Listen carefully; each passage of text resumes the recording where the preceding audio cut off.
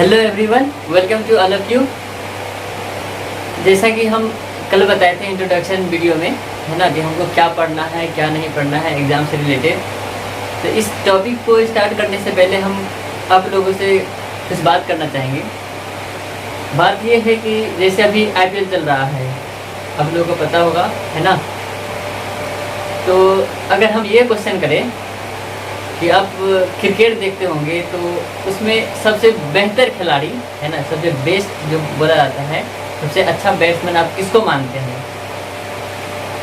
तो कहा जाए तो सबसे अच्छा बैट्समैन उसको बोला जाता है जिस प्लेयर को इतना पता होना चाहिए कि हमें किस बॉल को हिट करना है, किस बॉल को प्लेस करना है और किस बॉल को हमें कीपर के हाथों में जाने देना है ना, वही सबसे अच्छा बैट्समैन माना जाता है। सेम वही पैटर्न अभी हम इस पे लगाएंगे अपने एजुकेशन के इस पे, है ना, अपने पढ़ाई के ऊपर, कि हमें इतना पता होना चाहिए कि हमें क्या पढ़ना है ना, हम और क्या छोड़ना है। क्योंकि टर्म 2 एग्जामिनेशन होना है अभी CBSE का, जो 26 अप्रैल से स्टार्ट होना है उसका डेट भी क्लैरिफाई है, शेड्यूल भी आ चुका है ना। इस चीज़ को देखते हुए हमें ये पता होना चाहिए कि हम टर्म 2 एग्जामिनेशन को लेकर के हमें क्या पढ़ना है और क्या छोड़ना है। तो first second third and fourth, है ना, ये 4 first second and third 3 chapter पढ़ना नहीं है, सिर्फ चौथा चैप्टर पढ़ना है, क्वाड्रेटिक इक्वेशन। उसमें भी क्वाड्रेटिक इक्वेशन में भी बहुत सारा टॉपिक डिलीटेड है ना। तो जिसमें से क्वाड्रेटिक इक्वेशन में इतना टॉपिक आता है, इतना टॉपिक पढ़ाया जाता है, जो फुल सिलेबस पढ़ाया जाता है, जिसमें से है need of quadratic equation in real life. हमारे रियल लाइफ में क्वाड्रेटिक इक्वेशन कहाँ स्टैंड करता है ना। जैसे हम कोई भी चीज़ टॉपिक पढ़ते हैं उसका रियल लाइफ से रिलेटेड होता है। ये मैथ जैसे ज्योमेट्री पढ़े या फिर जो भी चैप्टर हम पढ़ते हैं, है ना, उसका अगर देखा जाए तो रियल लाइफ में उसका कहीं ना कहीं यूज़ है।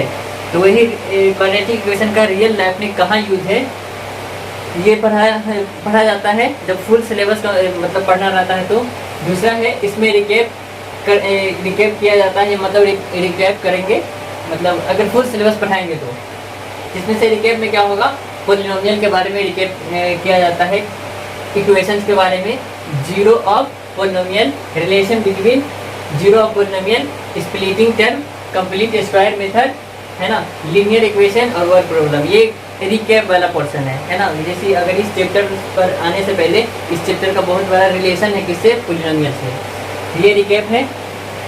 और इस चैप्टर में है और पढ़ाया जाता है कि व्हाट आर क्वाड्रेटिक इक्वेशन क्या होता है, फिर standard form of quadratic equation का स्टैंडर्ड फॉर्म क्या है।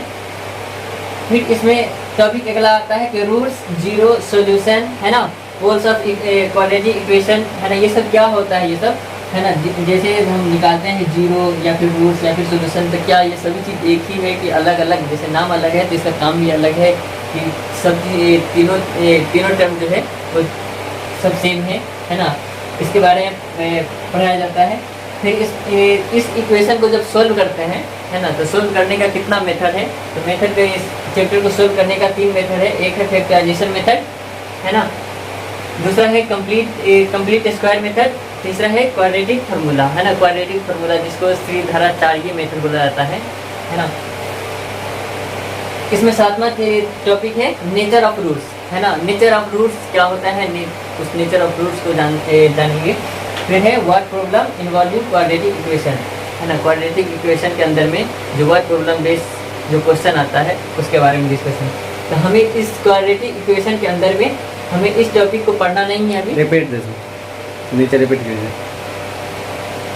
क्वेश्चन नंबर 6 और क्वेश्चन नंबर 6, टॉपिक नंबर 6 है कि सॉल्विंग अ क्वाड्रेटिक इक्वेशन को सॉल्व करने का जो मेथड है, पहला मेथड है फैक्टराइजेशन मेथड, दूसरा है कंप्लीट स्क्वायर मेथड और थर्ड मेथड है क्वाड्रेटिक फार्मूला, है ना, क्वाड्रेटिक फार्मूला मेथड है।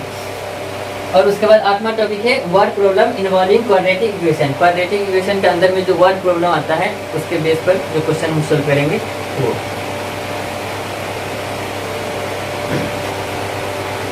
तो पहली बात यह है कि इस लेक्चर में हम इसको डिस्कशन नहीं करेंगे, क्योंकि ये अभी उतना ज़रूरी नहीं है। जब हम पूरा सिलेबस कंप्लीट कराएंगे जब न्यू सेशन में एक अगले वीडियो के साथ, तो उसमें हम इस सारा चीज़ को हम देखेंगे, क्योंकि अभी हमको एग्ज़ाम ओरिएंटेड हमको पढ़ना है। एग्ज़ाम ओरिएंटेड हमको पढ़ना है तो जो जो टॉपिक है उसी पे हम मतलब मेन फोकस करेंगे जो हमें एग्ज़ाम में आना है। तो इस पर आने की कोई ज़रूरत नहीं है, अभी इस पर भी आने की कोई ज़रूरत नहीं है ना। हम यहाँ से स्टार्ट करेंगे, तो ये टॉपिक नंबर 3 से, है ना। यहाँ से क्वाड्रेटिक इक्वेशन देखेंगे। उसके बाद इस पर अगर इस टॉपिक को आप अच्छे से अगर देखना चाहते हैं कि क्या है ये रियल लाइफ में, क्या मतलब हमारे रियल लाइफ में कहाँ स्टैंड करता है क्वाड्रेटिक इक्वेशन, तो हम जब अगली वीडियो बनाएंगे जो न्यू सेशन के लिए होगा तो उसमें आप आकर के देख सकते हैं। ठीक, तो हम यहाँ से स्टार्ट करेंगे what are quadratic equation.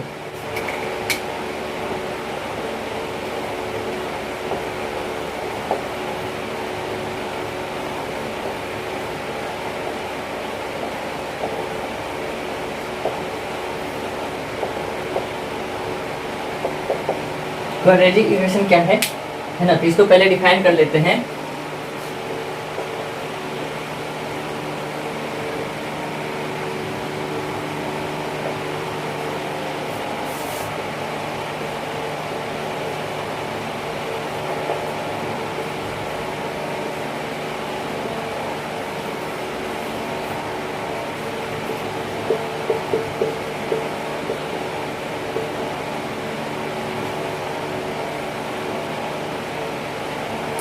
Equation क्या है, an equation which is in the form of ax² + bx + c = 0। एक ऐसा इक्वेशन जो किस फॉर्म का होना चाहिए, ax² + bx + c के फॉर्म का होना चाहिए, उसी को क्या बोलेंगे, क्वाड्रेटिक इक्वेशन। तो ये एक सिचुएशन है ना। इसमें एक कंडीशन होता है। कंडीशन क्या है, जब तक अगर आप कंडीशन नहीं लिखते हैं ये इक्वेशन नहीं माना जाता है ना। तो कंडीशन क्या हो जाएगा, कंडीशन आपको यहाँ मेंशन करना पड़ेगा, where A, B and C belongs to real number, है ना। A, B और C क्या होना चाहिए, रियल नंबर। ये जो E के फॉर्म का मतलब E जैसा सिंबल है उसको बिलोंग्स टू पढ़ते हैं। क्या पढ़ेंगे इसको, बिलोंग्स टू, बिलोंग्स टू, है ना। A, B और C तीनों क्या होना चाहिए, एक रियल नंबर होना चाहिए, और A is not equal to 0। A 0 का फॉर्म का नहीं होना चाहिए, है ना, मतलब 0 के इक्वल नहीं होना चाहिए। अगर ए अगर 0 के इक्वल हो जाएगा, यहाँ पर जब 0 पुट करेंगे तो इससे मल्टीप्लाई होगा कि ये टर्म ही खत्म हो जाएगा, यहाँ से ये टर्म खत्म हो जाएगा, है ना। जब ये टर्म खत्म हो जाएगा तो क्या बन जाएगा, ये लीनियर इक्वेशन बन जाएगा, है ना। इसीलिए यहाँ मेंशन किया जाता है कि ए is not equal to 0, A 0 के इक्वल नहीं होना चाहिए, और ए बी सी तीनों क्या होना चाहिए, रियल नंबर होना चाहिए। ये सिचुएशन है और ये कंडीशन है ना। ये कंडीशन आपको मेंशन करना होगा। तो अगर कंडीशन अगर मेंशन नहीं करते हैं तो ये आधा अधूरा जिसको बोलते हैं, अधूरा हो जाएगा ये। चलिए इस पर बेस पहले प्रॉब्लम पहले देख लेते हैं, फिर आएंगे अगले कंसेप्ट पे।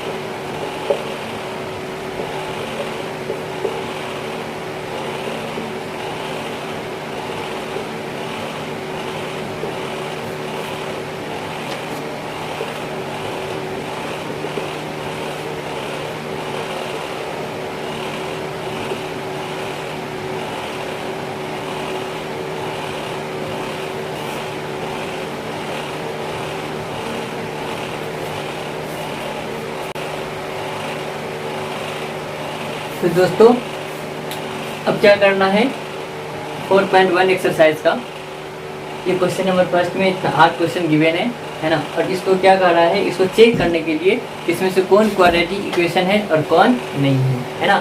तो एक एक करके चलो चेक करते हैं। पहले आप चेक करेंगे कि पहला ये जो फर्स्ट क्वेश्चन है ना, वन का फर्स्ट ये क्वाड्रेटिक इक्वेशन है या नहीं है। ये सारा क्वेश्चन है जो क्वेश्चन नंबर फर्स्ट है।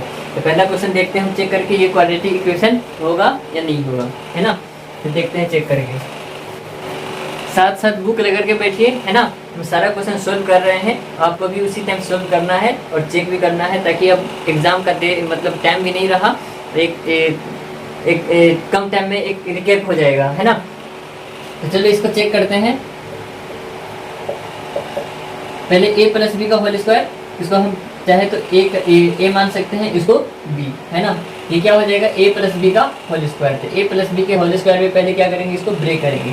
तो क्या हो जाएगा, a प्लस बी का whole square, a square plus 2 multiply a multiply b, 2ab plus b square. b की जगह पर कौन है, 1, है ना, 1 का स्क्वायर।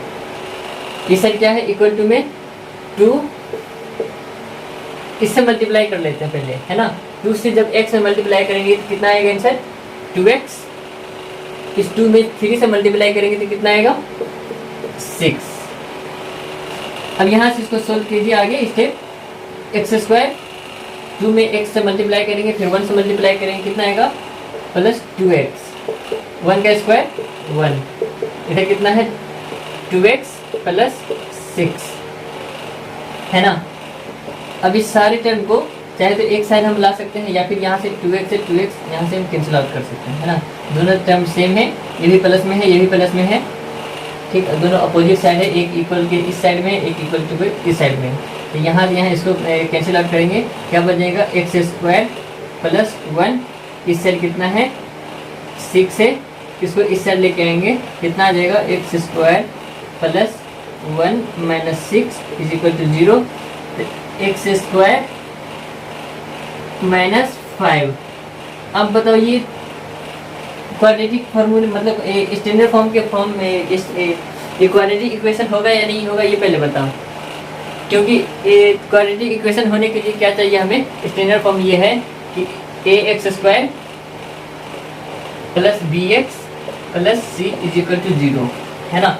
मतलब स्क्वायर वाला टर्म होना चाहिए, x के साथ भी होना चाहिए और c भी, है ना। तो यहाँ पर है या नहीं है, यहाँ पर एक तो टर्म दिख रहा है एक्स स्क्वायर,